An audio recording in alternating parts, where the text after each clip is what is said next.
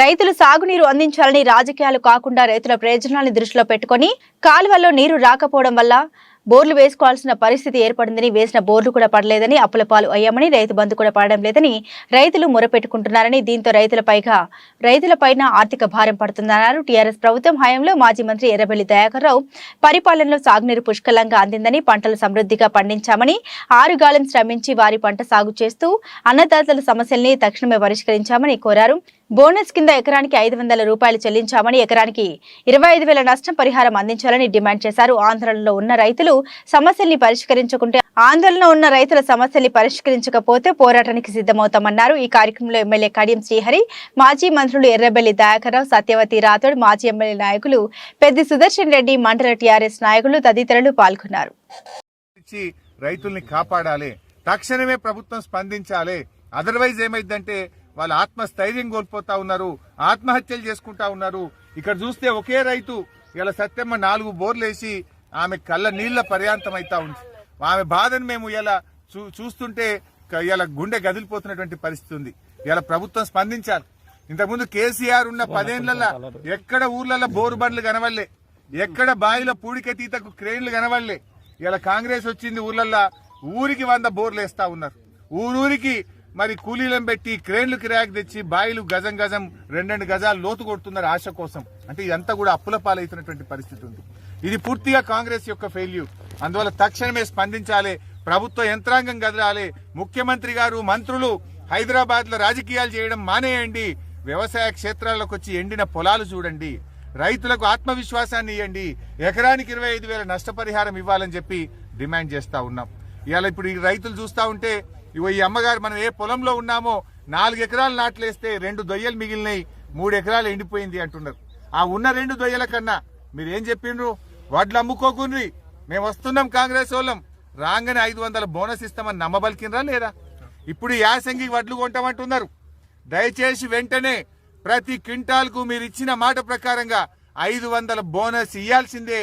500 bonus ఇవ్వకుండా రేపు parliament ఎన్నికల్లో కాంగ్రెస్ పార్టీకి ఓటు అడిగే హక్కే లేదు. రైతులందరూ మీకు గుణపాఠం చెప్తారు.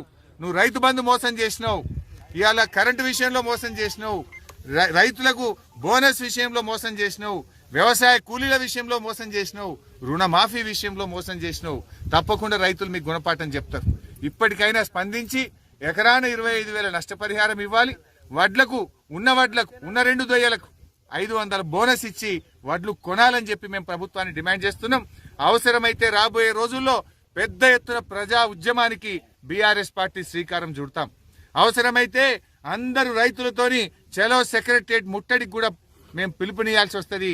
ఆ పరిస్థితి రాకముందే ప్రభుత్వం మేల్కొనాలి.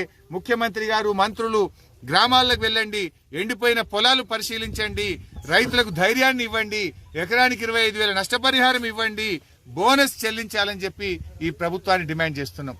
ఇలా ఈ తండా అక్క చెల్లెలతో మాట్లాడితే కేసీఆర్ ఉండగా మంచినీళ్ళు వచ్చినాయి, ఇప్పుడు 10 రోజులు ఆయన నల్లొస్తలేదు మా తండాలని చెప్పి వాళ్ళు చెప్తా ఉన్నారు.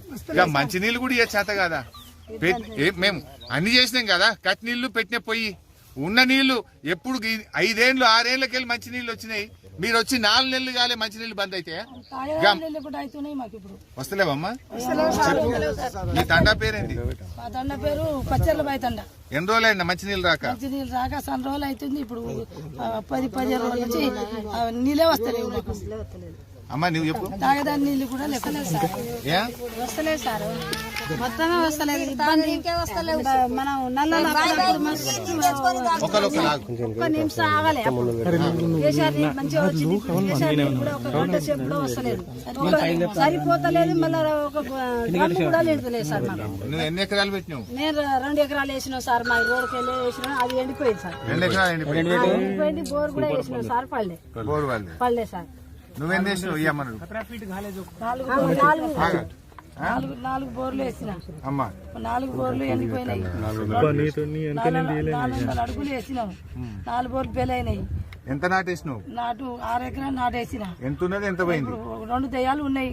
2 దయ్యాలు ఉన్నాయి 6 ఎకరాలు. అది మొత్తం పోయింది. అది ఉండేదాకా నమ్మకం బొత్తిగా ఎండిపోయినాయి. రైతు బంధు పడ్డదా? ఎడ్లు మేపుతున్నాయి. రైతు బంధు పడలే మాకు, రైతు బంధు ఇవ్వలే. అప్పుడు కేసీఆర్ కేసీఆర్ అప్పుడు వస్తున్నాయి, 2 సార్లు వచ్చేది, ఇప్పుడు ఒకసారి కూడా రాలే. రైతు బంధు పంట వేసి ఒకసారి వేసిండు, వానాకాలం ఒకసారి వేసిండు, వానాకాలం లేదు, ఇప్పుడు సంవత్సరం అవుతుంది. మళ్ళా వానాకాలం లేదు, ఇప్పుడు వేసి కూడా 2 పంటలు లేదు. మాకు 500 ఇస్తా అని అది ఒప్పుకున్నా, అది కూడా రుణమాఫీ కూడా